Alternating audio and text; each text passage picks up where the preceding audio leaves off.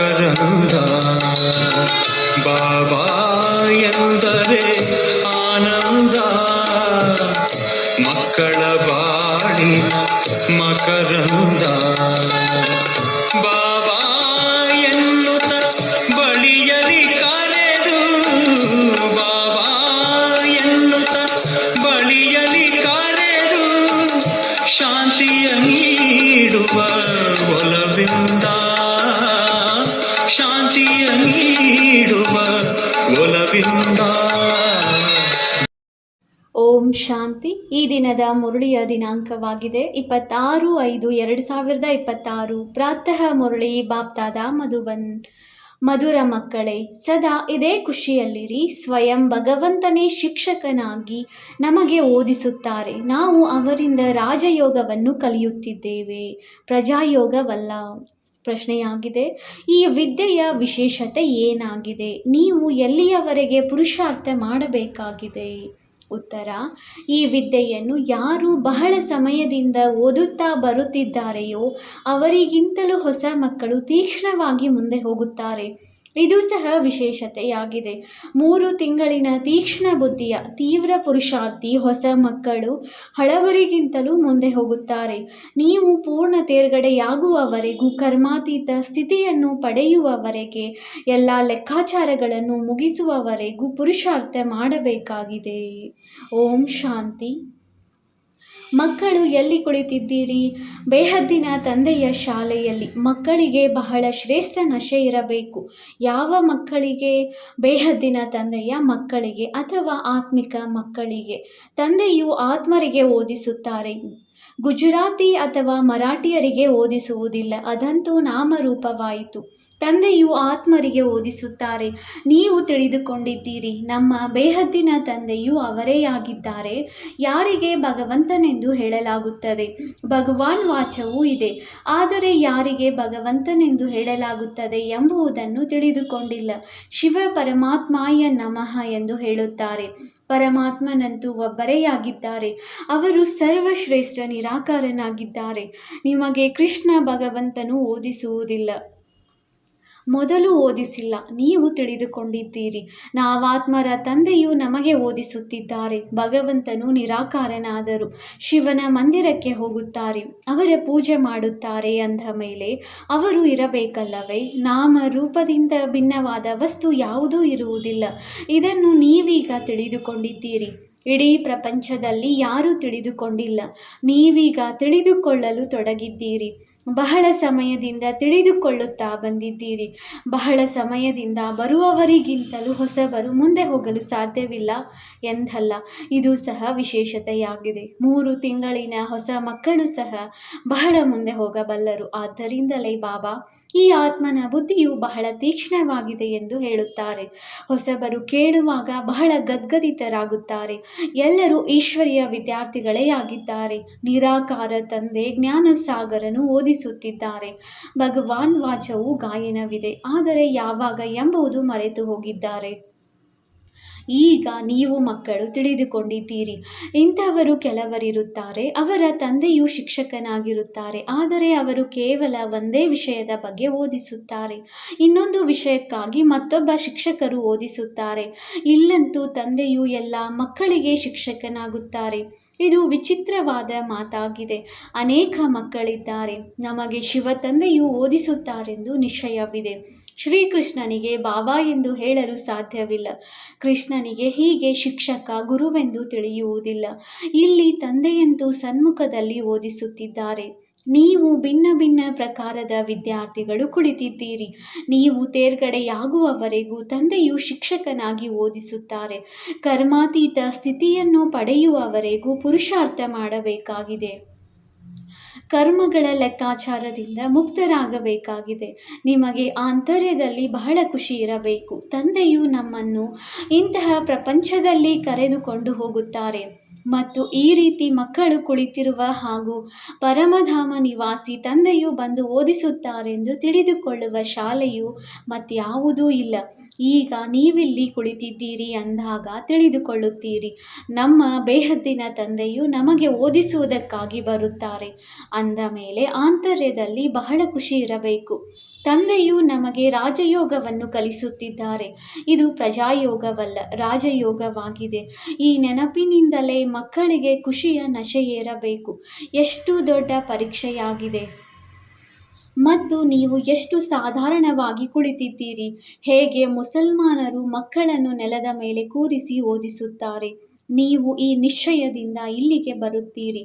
ಈಗ ತಂದೆಯ ಸನ್ಮುಖದಲ್ಲಿ ಕುಳಿತಿದ್ದೀರಿ. ತಂದೆಯೂ ಸಹ ಹೇಳುತ್ತಾರೆ, ನಾನು ಜ್ಞಾನ ಸಾಗರನಾಗಿದ್ದೇನೆ.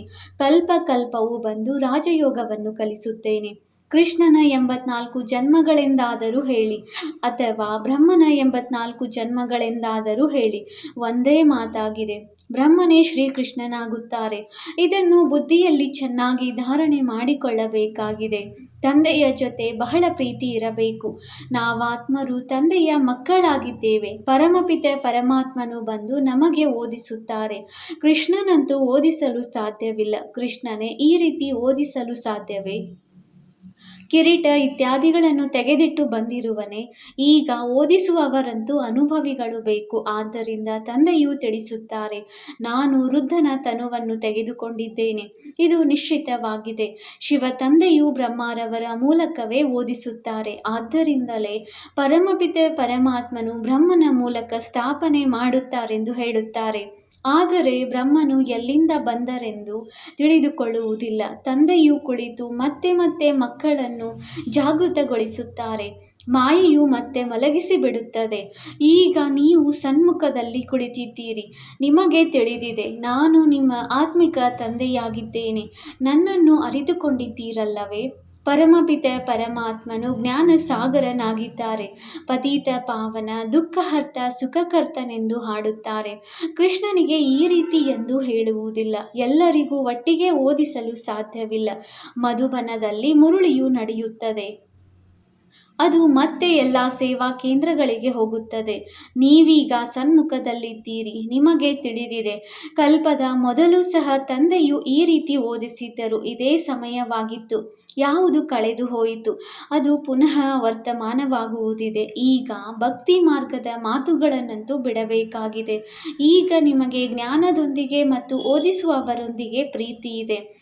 ಕೆಲವರು ಶಿಕ್ಷಕರಿಂದ ಓದಿದ ಮೇಲೆ ಅವರಿಗೆ ಉಡುಗೊರೆಯನ್ನು ಕೊಡುತ್ತಾರೆ. ಈ ತಂದೆಯಂತೂ ತಾವೇ ಮಕ್ಕಳಿಗೆ ಉಡುಗೊರೆಯನ್ನು ಕೊಡುತ್ತಾರೆ. ಇಲ್ಲಿ ಬಂದು ಸಾಕಾರದಲ್ಲಿ ಇವರು ನನ್ನ ಮಕ್ಕಳಾಗಿದ್ದಾರೆ ಎಂದು ನೋಡುತ್ತಾರೆ. ಇದು ಸಹ ಮಕ್ಕಳಿಗೆ ಜ್ಞಾನವಿದೆ. ಎಲ್ಲರೂ 84 ಜನ್ಮಗಳನ್ನು ತೆಗೆದುಕೊಳ್ಳುವುದಿಲ್ಲ. ಕೆಲವರದು ಒಂದು ಜನ್ಮವಿದ್ದರೂ ಸಹ ಅದರಲ್ಲಿಯೇ ಸುಖ ದುಃಖವನ್ನು ಕಳೆಯುತ್ತಾರೆ. ನೀವೀಗ ಇವೆಲ್ಲ ಮಾತುಗಳನ್ನು ತಿಳಿದಿದ್ದೀರಿ. ಇದು ಮನುಷ್ಯ ಸೃಷ್ಟಿಯ ವಂಶಾವಳಿಯಾಗಿದೆ. ಮೊದಲ ನಂಬರ್ನಲ್ಲಿ ಬ್ರಹ್ಮ, ಸರಸ್ವತಿ, ಆದಿದೇವ, ಆದಿದೇವಿ ಇದ್ದಾರೆ. ನಂತರ ಅನೇಕ ಧರ್ಮಗಳಾಗುತ್ತಾ ಹೋಗುತ್ತವೆ. ಅವರು ಸರ್ವ ಆತ್ಮರ ಬೀಜವಾಗಿದ್ದಾರೆ. ಉಳಿದೆಲ್ಲರೂ ಎಲೆಗಳಾಗಿದ್ದಾರೆ. ಪ್ರಜಾಪಿತ ಬ್ರಹ್ಮನು ಎಲ್ಲರ ತಂದೆಯಾಗಿದ್ದಾರೆ. ಈ ಸಮಯದಲ್ಲಿ ಪ್ರಜಾಪಿತನು ಹಾಜರಿದ್ದಾರೆ. ಇವರು ಕುಳಿತು ಶೂದ್ರರಿಂದ ಬದಲಾಯಿಸಿ ಬ್ರಾಹ್ಮಣರನ್ನಾಗಿ ಮಾಡುತ್ತಾರೆ. ಈ ರೀತಿ ಮತ್ಯಾರೂ ಮಾಡಲು ಸಾಧ್ಯವಿಲ್ಲ. ತಂದೆಯೇ ನಿಮ್ಮನ್ನು ಶೂದ್ರರಿಂದ ಬ್ರಾಹ್ಮಣರನ್ನಾಗಿ ಮಾಡಿ ಮತ್ತೆ ದೇವತೆಗಳನ್ನಾಗಿ ಮಾಡಲು ಓದಿಸುತ್ತಿದ್ದಾರೆ. ಇದು ಸಹಜ ರಾಜಯೋಗದ ವಿದ್ಯೆಯಾಗಿದೆ. ಜನಕ ರಾಜನು ಸಹ ಸೆಕೆಂಡಿನಲ್ಲಿ ಜೀವನ್ಮುಕ್ತಿಯನ್ನು ಪಡೆದರು, ಅರ್ಥಾತ್ ಸ್ವರ್ಗವಾಸಿಯಾಗಿ ಬಿಟ್ಟರು. ಮನುಷ್ಯರು ಹಾಡುತ್ತಾ ಇರುತ್ತಾರೆ, ಆದರೆ ಯಾರಿಗೂ ತಿಳಿಸಲು ಸಾಧ್ಯವಿಲ್ಲ. ಈಗ ತಂದೆಯು ಹೇಳುತ್ತಾರೆ, ಮಕ್ಕಳೇ, ದೇಹಿ ಅಭಿಮಾನಿಗಳಾಗಿ ನೀವು ಅಶರೀರಿಯಾಗಿ ಬಂದಿದ್ದೀರಿ. ಮತ್ತೆ ಶರೀರವನ್ನು ತೆಗೆದುಕೊಂಡು ಪಾತ್ರವನ್ನು ಅಭಿನಯಿಸಿದಿರಿ. ಅವಶ್ಯವಾಗಿ 84 ಜನ್ಮಗಳನ್ನು ತೆಗೆದುಕೊಂಡಿದ್ದೀರಿ. ತಂದೆಯು ಸತ್ಯವಾಗಿದ್ದಾರೆ. ಅವರು ಸತ್ಯವನ್ನೇ ತಿಳಿಸುತ್ತಾರೆ. ರಾಜಧಾನಿಯು ತಯಾರಾಗುತ್ತದೆಯಲ್ಲವೇ? ರಾಜಯೋಗವನ್ನು ಒಬ್ಬರೇ ಕಲಿಯುವರೇ? ನೀವೆಲ್ಲರೂ ಈಗ ಮುಳ್ಳುಗಳಿಂದ ಹೂಗಳಾಗುತ್ತಿದ್ದೀರಿ. ಮುಳ್ಳು ಮತ್ತು ಹೂ ಎಂದು ಯಾರಿಗೆ ಹೇಳಲಾಗುತ್ತದೆ ಎಂಬುದನ್ನು ಸಹ ನೀವೀಗ ತಿಳಿದುಕೊಳ್ಳುತ್ತಿದ್ದೀರಿ. ಇದು ಚೀಚಿ ಮುಳ್ಳುಗಳ ಪ್ರಪಂಚವಾಗಿದೆ. ನಾವು 84 ಜನ್ಮಗಳ ಚಕ್ರವನ್ನು ಸುತ್ತಿ ನರಕವಾಸಿಗಳಾಗಿದ್ದೇವೆ. ಪುನಃ ವಿಶ್ವದ ಇತಿಹಾಸ ಭೂಗೋಳವನ್ನು ಪುನರಾವರ್ತಿಸುತ್ತೇವೆ. ಅವಶ್ಯವಾಗಿ ಸ್ವರ್ಗವಾಸಿಗಳಾಗುತ್ತೇವೆ. ಕಲ್ಪ ಕಲ್ಪವು ನಾವೇ ಆಗುತ್ತೇವೆ. ಪದೇ ಪದೇ ಇದನ್ನು ನೆನಪು ಮಾಡಿಕೊಳ್ಳಬೇಕು ಮತ್ತು ಜ್ಞಾನವನ್ನು ತಿಳಿಸಬೇಕಾಗಿದೆ. ಈ ಲಕ್ಷ್ಮೀನಾರಾಯಣರು ಸೂರ್ಯವಂಶೀಯರಾಗಿದ್ದಾರೆ. ಕ್ರಿಸ್ತನು ಬರುವುದಕ್ಕೆ ಮೊದಲು ಬಹಳ ಕೆಲವರೇ ಇದ್ದರು. ರಾಜಧಾನಿ ಇರಲಿಲ್ಲ. ಈಗ ತಂದೆಯು ಬಂದು ಸತ್ಯಯುಗಿ ರಾಜಧಾನಿಯನ್ನು ಸ್ಥಾಪನೆ ಮಾಡುತ್ತಾರೆ. ಸ್ಥಾಪನೆಯಾಗುವುದೇ ಸಂಗಮದಲ್ಲಿ. ಈಗ ನಿಮ್ಮ ಬುದ್ಧಿಯಲ್ಲಿದೆ. ಇದು ಸತ್ಯವಾದ ಕುಂಭಮೇಳವಾಗಿದೆ. ಆತ್ಮಗಳು ಅನೇಕರಿದ್ದಾರೆ, ಪರಮಾತ್ಮನು ಒಬ್ಬರೇ ಆಗಿದ್ದಾರೆ. ಪರಮಾತ್ಮ ತಂದೆಯು ಪಾವನರನ್ನಾಗಿ ಮಾಡಲು ಮಕ್ಕಳ ಬಳಿ ಬರುತ್ತಾರೆ. ಇದಕ್ಕೆ ಸಂಗಮಯುಗದ ಕುಂಭಮೇಳವೆಂದು ಹೇಳಲಾಗುತ್ತದೆ. ಈಗ ನಿಮಗೆ ಜ್ಞಾನದ 3ನೇ ನೇತ್ರವು ಸಿಕ್ಕಿದೆ. ತಂದೆಯು ಬಂದು ಸ್ವರ್ಗವಾಸಿಗಳನ್ನಾಗಿ ಮಾಡುತ್ತಾರೆ. ಮತ್ತೆ ನರಕ, ಹಳೆಯ ಪ್ರಪಂಚದ ವಿನಾಶವು ಖಂಡಿತ ಆಗಬೇಕು. ಕಲ್ಪವು ವಿನಾಶವೂ ಆಗಿಯೇ ಆಗುತ್ತದೆ. ಹೊಸದರಿಂದ ಹಳೆಯದು, ಹಳೆಯದರಿಂದ ಹೊಸದು ಖಂಡಿತ ಆಗುವುದು. ಹೊಸ ಪ್ರಪಂಚಕ್ಕೆ ಸ್ವರ್ಗ, ಹಳೆಯದಕ್ಕೆ ನರಕವೆಂದು ಹೇಳಲಾಗುತ್ತದೆ. ಈಗಂತೂ ಎಷ್ಟೊಂದು ಮನುಷ್ಯರು ವೃದ್ಧಿಯಾಗುತ್ತಾ ಹೋಗುತ್ತಾರೆ. ಧಾನ್ಯಗಳು ಸಿಗಲಿಲ್ಲವೆಂದರೆ ನಾವು ಬಹಳಷ್ಟು ದವಸ ಧಾನ್ಯಗಳನ್ನು ಉತ್ಪಾದನೆ ಮಾಡುತ್ತೇವೆಂದು ತಿಳಿಯುತ್ತಾರೆ. ಆದರೆ ಎಷ್ಟೊಂದು ಜನಸಂಖ್ಯೆಯು ವೃದ್ಧಿಯಾಗುತ್ತಾ ಇರುತ್ತದೆ. ಆದ್ದರಿಂದ ದವಸ ಧಾನ್ಯಗಳನ್ನು ಎಲ್ಲಿಂದ ತರುತ್ತಾರೆ? ಈಗ ನೀವು ಮಕ್ಕಳಿಗೆ ಇದು ಖಾತರಿಯಾಗಿದೆ. ಈ ಇಡೀ ಹಳೆಯ ಪ್ರಪಂಚವು ಸಮಾಪ್ತಿಯಾಗಲಿದೆ. ಮನುಷ್ಯರಿಗೆ ಈ ಜ್ಞಾನವು ಇಷ್ಟವೂ ಆಗುತ್ತದೆ. ಆದರೆ ಬುದ್ಧಿಯಲ್ಲಿ ಏನೂ ಕುಳಿತುಕೊಳ್ಳುವುದಿಲ್ಲ. ನಿಮ್ಮ ಬುದ್ಧಿಯಲ್ಲಿದೆ. ನರಕದ ನಂತರ ಸ್ವರ್ಗವು ಬರುವುದು. ಸತ್ಯಯುಗದ ದೇವಿ ದೇವತೆಗಳು ಇದ್ದು ಹೋಗಿದ್ದಾರೆ. ಈ ಲಕ್ಷ್ಮೀನಾರಾಯಣರು ಭಾರತದ ಮಾಲೀಕರಾಗಿದ್ದರು. ಚಿತ್ರಗಳು ಇವೆ. ಚಿತ್ರಗಳಲ್ಲಿ ಆದಿ ಸನಾತನ ದೇವಿ ದೇವತಾ ಧರ್ಮವಿರುತ್ತದೆ. ಈಗ ತಮ್ಮನ್ನು ದೇವತಾ ಧರ್ಮದವರೆಂದು ಕರೆಸಿಕೊಳ್ಳುವುದಿಲ್ಲ. ಅದಕ್ಕೆ ಬದಲು ಹಿಂದೂಗಳೆಂದು ಹೇಳಿಕೊಳ್ಳುತ್ತಾರೆ. ಮಕ್ಕಳು ಚೆನ್ನಾಗಿ ತಿಳಿದುಕೊಂಡಿದ್ದೀರಿ. ನಾವು ಈ ದೇವಿ ದೇವತೆಗಳಾಗುತ್ತಿದ್ದೇವೆ. ತಂದೆಯು ಈ ಕರ್ಮೇಂದ್ರಿಯಗಳ ಮೂಲಕ ನಮಗೆ ಓದಿಸುತ್ತಿದ್ದಾರೆ. ಇಲ್ಲವಾದರೆ ನಾನು ನಿಮಗೆ ಹೇಗೆ ಓದಿಸಲಿ ಎಂದು ತಂದೆಯು ಹೇಳುತ್ತಾರೆ. ಆತ್ಮಗಳಿಗೆ ಓದಿಸುತ್ತಾರೆ, ಏಕೆಂದರೆ ಆತ್ಮದಲ್ಲಿಯೇ ತುಕ್ಕು ಬೀಳುತ್ತದೆ. ನೀವೀಗ ಸತ್ಯ ಚಿನ್ನವಾಗಬೇಕಾಗಿದೆ. ಚಿನ್ನದ ಸಮಾನ ಇದ್ದವರು ಬೆಳ್ಳಿಯ ಯುಗದಲ್ಲಿ ಬಂದಿರಿ. ನಂತರ ಇನ್ನೂ ಕೆಳಗಿಳಿಯುತ್ತೀರಿ. ಮತ್ತೆ ವೃದ್ಧಿಯೂ ಆಗುತ್ತದೆ. ಈಗ ನಿಮ್ಮ ಬುದ್ಧಿಯಲ್ಲಿದೆ. ನಾವು ಸತ್ಯ, ತ್ರೇತಾ, ದ್ವಾಪರ, ಕಲಿಯುಗದಲ್ಲಿ 84 ಜನ್ಮಗಳ ಚಕ್ರವನ್ನು ಸುತ್ತುತ್ತಾ ಬಂದಿದ್ದೇವೆ. ಅನೇಕ ಬಾರಿ ಈ ಪಾತ್ರವನ್ನು ಅಭಿನಯಿಸಿದ್ದೇವೆ. ಈ ಪಾತ್ರದಿಂದ ಯಾರೂ ಮುಕ್ತರಾಗಲು ಸಾಧ್ಯವಿಲ್ಲ. ನಮಗೆ ಮೋಕ್ಷ ಬೇಕೆಂದು ಅವರು ಹೇಳುತ್ತಾರೆ. ಆದರೆ ವಾಸ್ತವದಲ್ಲಿ ನಿಮಗೆ 84 ಜನ್ಮಗಳ ಚಕ್ರವನ್ನು ಸುತ್ತಿ ಬೇಸರವಾಗಬೇಕು. ಮನುಷ್ಯರಂತೂ ತಿಳಿದುಕೊಳ್ಳುತ್ತಾರೆ, ಬರುವುದು ಹೋಗುವುದು ಇದ್ದೇ ಇರುತ್ತದೆ. ಇದರಿಂದ ನಾವೇಕೆ ಮುಕ್ತರಾಗಬಾರದು ಎಂದು. ಆದರೆ ಇದು ಸಾಧ್ಯವಿಲ್ಲ. ಗುರುಗಳು ಸಹ ಹೇಳುತ್ತಾರೆ, ನೀವು ಮೋಕ್ಷವನ್ನು ಪಡೆಯುತ್ತೀರಿ. ಬ್ರಹ್ಮ ತತ್ವವನ್ನು ನೆನಪು ಮಾಡಿದರೆ ಅದರಲ್ಲಿ ಲೀನವಾಗಿ ಬಿಡುತ್ತೀರೆಂದು. ಭಾರತದಲ್ಲಿಯೇ ಅನೇಕ ಮತಾಂತರಗಳಿವೆ. ಮತ್ಯಾವುದೇ ಖಂಡದಲ್ಲಿ ಇಷ್ಟೊಂದಿಲ್ಲ. ಅನೇಕ ಮತಗಳಿವೆ. ಒಂದು ಇನ್ನೊಂದಕ್ಕೆ ಹೋಲುವುದಿಲ್ಲ. ರಿದ್ದಿ ಸಿದ್ಧಿಯನ್ನು ಬಹಳ ಕಲಿಯುತ್ತಾರೆ. ರಿದ್ದಿ ಸಿದ್ಧಿಯಿಂದ ಕೆಲವರು ಕುಂಕುಮವನ್ನು ತೆಗೆಯುತ್ತಾರೆ. ಇನ್ನು ಕೆಲವರು ಇದರಲ್ಲಿ ಮನುಷ್ಯರು ಬಹಳ ಖುಷಿಯಾಗುತ್ತಾರೆ. ಇದಂತೂ ಆಧ್ಯಾತ್ಮಿಕ ಜ್ಞಾನವಾಗಿದೆ. ನೀವು ತಿಳಿದುಕೊಂಡಿದ್ದೀರಿ. ಇವರು ಆತ್ಮಿಕ ತಂದೆಯಾಗಿದ್ದಾರೆ. ಆತ್ಮಿಕ ತಂದೆಯೇ ಆತ್ಮಗಳೊಂದಿಗೆ ಮಾತನಾಡುತ್ತಾರೆ. ಸತ್ಯನಾರಾಯಣನ ಕಥೆಯನ್ನು ತಿಳಿಸುತ್ತಾರೆ ಮತ್ತು ಅಮರ ಕಥೆಯನ್ನು ತಿಳಿಸುತ್ತಾರೆ. ಇದರಿಂದ ನಮ್ಮನ್ನು ಅಮರ ಲೋಕದ ಮಾಲೀಕರನ್ನಾಗಿ, ನರನಿಂದ ನಾರಾಯಣನನ್ನಾಗಿ ಮಾಡುತ್ತಾರೆ. ನಂತರ ನಾವು ಕವಡೆಯಂತೆ ಆಗಿಬಿಡುತ್ತೇವೆ. ಈಗ ನಿಮಗೆ ವಜ್ರ ಸಮಾನ ಅಮೂಲ್ಯ ಜನ್ಮವು ಸಿಕ್ಕಿದೆ. ಅಂದ ಮೇಲೆ ಕವಡೆಗಳ ಹಿಂದೆ ಏಕೆ ಕಳೆದುಕೊಳ್ಳುತ್ತೀರಿ? ಈ ಪ್ರಪಂಚವು ಇನ್ನೆಷ್ಟು ವರ್ಷಗಳಿರಬಹುದು? ಎಷ್ಟೊಂದು ಜಗಳವಾಡುತ್ತಾ ಇರುತ್ತಾರೆ. ಎಲ್ಲರೂ ಸಮಾಪ್ತಿಯಾಗಿ ಬಿಡುತ್ತಾರೆ. ಮೃತ್ಯು ಸನ್ಮುಖದಲ್ಲಿ ನಿಂತಿದೆ. ಮತ್ತೆ ಇಷ್ಟೊಂದು ಲಕ್ಷ ಕೋಟಿಗಳನ್ನು ಯಾರು ತಿನ್ನುತ್ತಾರೆ? ಅಂದ ಮೇಲೆ ಇದನ್ನು ಏಕೆ ಸಫಲ ಮಾಡಿಕೊಳ್ಳಬಾರದು? ಈ ಆತ್ಮಿಕ ಕಾಲೇಜನ್ನು ತೆರೆಯುವುದರಿಂದ ಮನುಷ್ಯರು ಸದಾ ಆರೋಗ್ಯವಂತರು, ಐಶ್ವರ್ಯವಂತರಾಗಿ ಬಿಡುತ್ತಾರೆ. ಅದರಲ್ಲಿಯೂ ಇದು ಆಸ್ಪತ್ರೆ ಮತ್ತು ವಿಶ್ವವಿದ್ಯಾಲಯ ಕಂಬೈಂಡ್ ಆಗಿದೆ. ಇದರಿಂದ ಆರೋಗ್ಯ, ಭಾಗ್ಯ, ಸಂತೋಷ ಎಲ್ಲವೂ ಸಿಗುತ್ತದೆ. ಅವಶ್ಯವಾಗಿ ಯೋಗದಿಂದ ದೀರ್ಘಾಯಸ್ಸು ಸಿಗುತ್ತದೆ. ನೀವು ಎಷ್ಟೊಂದು ಆರೋಗ್ಯವಂತರಾಗುತ್ತೀರಿ. ಕುಬೇರನ ಖಜಾನೆಯು ಸಿಗುತ್ತದೆ. ಅಲ್ಲಾ ಅವಲುದ್ದೀನನ ನಾಟಕವನ್ನು ತೋರಿಸುತ್ತಾರೆ.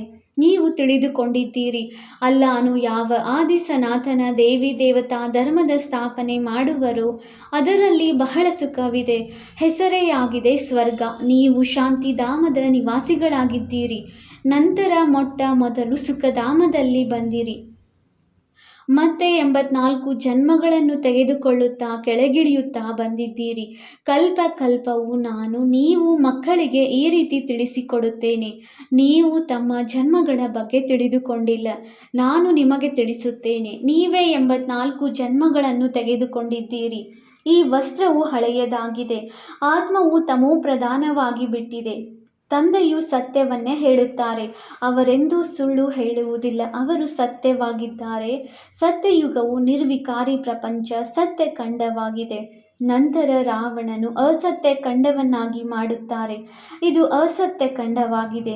ಸುಳ್ಳು ಮಾಯೆ, ಸುಳ್ಳು ಸಂಸಾರ ಎಂದು ಹಾಡುತ್ತಾರೆ. ಯಾವ ಸಂಸಾರ? ಇದೆಲ್ಲವೂ ಹಳೆಯ ಸುಳ್ಳು ಸಂಸಾರವಾಗಿದೆ. ಸತ್ಯಯುಗದಲ್ಲಿ ಸತ್ಯವಾದ ಸಂಸಾರವಿತ್ತು. ಪ್ರಪಂಚವು ಒಂದೇ ಆಗಿದೆ. 2 ಪ್ರಪಂಚಗಳಿಲ್ಲ. ಹೊಸ ಪ್ರಪಂಚದಿಂದ ಮತ್ತೆ ಹಳೆಯದಾಗುತ್ತದೆ. ಹೊಸ ಮನೆ ಹಾಗೂ ಹಳೆಯ ಮನೆಯಲ್ಲಿ ಅಂತರವಂತೂ ಇರುತ್ತದೆ. ಹೊಸದು ತಯಾರಾಗುತ್ತದೆ ಎಂದರೆ ನಾವು ಹೋಗಿ ಹೊಸ ಮನೆಯಲ್ಲಿ ಕುಳಿತುಕೊಳ್ಳುತ್ತೇವೆಂದು ತಿಳಿದುಕೊಳ್ಳುತ್ತಾರೆ. ಇಲ್ಲಿಯೂ ಸಹ ಮಕ್ಕಳಿಗಾಗಿ ಹೊಸ ಮನೆಯನ್ನು ಕಟ್ಟಿಸುತ್ತೇನೆ. ಅನೇಕ ಮಕ್ಕಳು ವೃದ್ಧಿಯಾಗತೊಡಗುತ್ತಾರೆ. ನೀವು ಮಕ್ಕಳಿಗಂತೂ ಬಹಳ ಖುಷಿ ಇರಬೇಕು. ತಂದೆಯು ತಿಳಿಸುತ್ತಾರೆ, ನಾನು ಜ್ಞಾನಸಾಗರನು. ಮಕ್ಕಳೆಲ್ಲರೂ ಕಾಮಚಿತೆಯ ಮೇಲೆ ಕುಳಿತು ಸುಟ್ಟು ಕಪ್ಪಾಗಿ ಬಿಟ್ಟಿದ್ದೀರಿ. ಈಗ ಅವರನ್ನೇ ಜ್ಞಾನಚಿತೆಯ ಮೇಲೆ ಕೂರಿಸುತ್ತೇನೆ. ಸ್ವರ್ಗದ ಮಾಲೀಕರನ್ನಾಗಿ ಮಾಡುತ್ತೇನೆ. ಕಾಮಚಿತೆಯ ಮೇಲೆ ಕುಳಿತುಕೊಳ್ಳುವುದರಿಂದ ಸಂಪೂರ್ಣ ಕಪ್ಪಾಗಿ ಬಿಟ್ಟಿದ್ದೀರಿ. ಕೃಷ್ಣನಿಗೆ ಶ್ಯಾಮ ಸುಂದರನೆಂದು ಹೆಸರನ್ನು ಕೊಟ್ಟಿದ್ದಾರೆ. ಆದರೆ ಅರ್ಥವೇನನ್ನೂ ತಿಳಿದುಕೊಂಡಿಲ್ಲ. ನೀವೀಗ ಹೇಗಿದ್ದವರು ಏನಾಗುತ್ತೀರಿ? ತಂದೆಯು ಕವಡೆಯಿಂದ ವಜ್ರ ಸಮಾನರನ್ನಾಗಿ ಮಾಡುತ್ತಾರೆ. ಅಂದ ಮೇಲೆ ಅಷ್ಟೊಂದು ಗಮನ ಕೊಡಬೇಕಾಗಿದೆ. ತಂದೆಯನ್ನು ನೆನಪು ಮಾಡಬೇಕಾಗಿದೆ. ನೆನಪಿನಿಂದಲೇ ನೀವು ಸ್ವರ್ಗದ ಮಾಲೀಕರಾಗುತ್ತೀರಿ. ಒಳ್ಳೆಯದು. ಮಧುರ ಅಗಲಿ ಹೋಗಿ ಮರಳಿ ಸಿಕ್ಕಿರುವ ಮಕ್ಕಳ ಪ್ರತಿ ಮಾತಾಪಿತ ಬಾಪ್ದಾದಾರವರ ನೆನಪು, ಪ್ರೀತಿ ಹಾಗೂ ಸುಪ್ರಭಾತ. ಆತ್ಮಿಕ ಮಕ್ಕಳಿಗೆ ಆತ್ಮಿಕ ತಂದೆಯ ನಮಸ್ತೆ. ನಾವು ಆತ್ಮಿಕ ಮಕ್ಕಳಿಂದ ಆತ್ಮಿಕ ತಂದೆಗೆ ನೆನಪು, ಪ್ರೀತಿ ಹಾಗೂ ನಮಸ್ತೆ ನಮಸ್ತೆ ನಮಸ್ತೆ. ಧಾರಣೆಗಾಗಿ ಮುಖ್ಯ ಸಾರ. Point number 1. ಈ ವಜ್ರ ಸಮಾನ ಅಮೂಲ್ಯ ಜೀವನವನ್ನು ಕವಡೆಗಳ ಹಿಂದೆ ಕಳೆದುಕೊಳ್ಳಬಾರದು. ಮೃತ್ಯುವು ಸನ್ಮುಖದಲ್ಲಿ ನಿಂತಿದೆ. ಆದ್ದರಿಂದ ತಮ್ಮದೆಲ್ಲವನ್ನು ಆತ್ಮಿಕ ಸೇವೆಯಲ್ಲಿ ಸಫಲ ಮಾಡಿಕೊಳ್ಳಬೇಕಾಗಿದೆ. Point number 2. ವಿದ್ಯೆ ಮತ್ತು ಓದಿಸುವವರೊಂದಿಗೆ ಸತ್ಯ ಪ್ರೀತಿಯನ್ನಿಡಬೇಕಾಗಿದೆ. ಭಗವಂತನೇ ನಮಗೆ ಓದಿಸಲು ಬರುತ್ತಾರೆ. ಈ ಖುಷಿಯಲ್ಲಿರಬೇಕಾಗಿದೆ. ವರದಾನ: ಕ್ಯಾಚಿಂಗ್ ಪವರಿನ ಮೂಲಕ ತಮ್ಮ ಸತ್ಯ ಸಂಸ್ಕಾರಗಳನ್ನು ಕ್ಯಾಚ್ ಮಾಡುತ್ತಾ ಅದರ ಸ್ವರೂಪರಾಗುವಂತಹ ಶಕ್ತಿಶಾಲಿ ಭವ.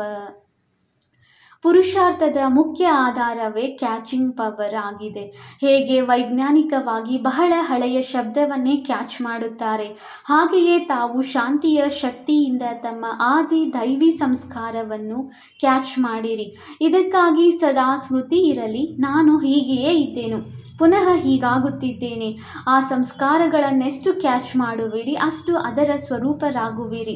5000 ವರ್ಷಗಳ ಮಾತುಗಳೆಷ್ಟು ಅನುಭವದಲ್ಲಿ ಬರುತ್ತದೆ. ಹೇಗೆಂದರೆ ನೆನ್ನೆಯ ಮಾತಾಗಿದೆ ಎಂಬಂತೆ ತಮ್ಮ ಸ್ಮೃತಿಯನ್ನು ಇಷ್ಟು ಶ್ರೇಷ್ಠ ಹಾಗೂ ಸ್ಪಷ್ಟ ಮಾಡಿಕೊಂಡಾಗಲೇ ಶಕ್ತಿಶಾಲಿ ಆಗುವಿರಿ. ಸ್ಲೋಗನ್: ಬ್ರಾಹ್ಮಣ ಜೀವನದ ಶ್ವಾಸ ಖುಷಿಯಾಗಿದೆ. ಬಲೆ ಶರೀರವು ಹೋಗಲಿ, ಆದರೆ ಖುಷಿಯನ್ನು ಕಳೆದುಕೊಳ್ಳಬಾರದು.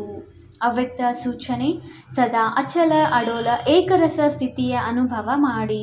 ಸಮಯ ಪ್ರಮಾಣ: ಈಗ ಸದಾ ಅಚಲ ಅಡೋಲ ಸರ್ವ ಖಜಾನೆಗಳಿಂದ ಸಂಪನ್ನರಾಗಿ ಸ್ವಲ್ಪವೂ ಸಹ ಏರುಪೇರು ಆಗುತ್ತೀರಿ ಎಂದರೆ ಸರ್ವ ಖಜಾನೆಗಳ ಅನುಭವ ಆಗುವುದಿಲ್ಲ. ತಂದೆಯ ಮೂಲಕ ಸಿಕ್ಕಿರುವ ಖಜಾನೆಗಳನ್ನು ಸದಾ ಕಾಯಂ ಆಗಿ ಇಟ್ಟುಕೊಳ್ಳುವ ಸಾಧನ ಆಗಿದೆ ಸದಾ ಅಚಲ ಅಡೋಲರಾಗಿ ಇರುವುದು. ಅಚಲರಾಗಿರುವುದರಿಂದ ಸದಾ ಖುಷಿಯ ಅನುಭವ ಆಗುತ್ತಾ ಇರುತ್ತದೆ. ಹೇಗೆ ವಿನಾಶಿಧನ, ಹೆಸರು, ಮಾನ್ಯತೆ, ಆಡಂಬರ, ಪದವಿ ಇತ್ಯಾದಿಗಳು ಸಿಗುತ್ತದೆ ಎಂದರೆ ಖುಷಿಯಾಗುತ್ತದೆಯಲ್ಲವೇ? ಇದಂತೂ ಅವಿನಾಶಿ ಖುಷಿಯಾಗಿದೆ. ಆದರೆ ಈ ಖುಷಿ ಅವರಿಗೆ ಇರುತ್ತದೆ ಯಾರು ಅಚಲ, ಅಡೋಲ, ಏಕರಸ ಸ್ಥಿತಿಯಲ್ಲಿ ಇರುತ್ತಾರೆ. ಓಂ ಶಾಂತಿ.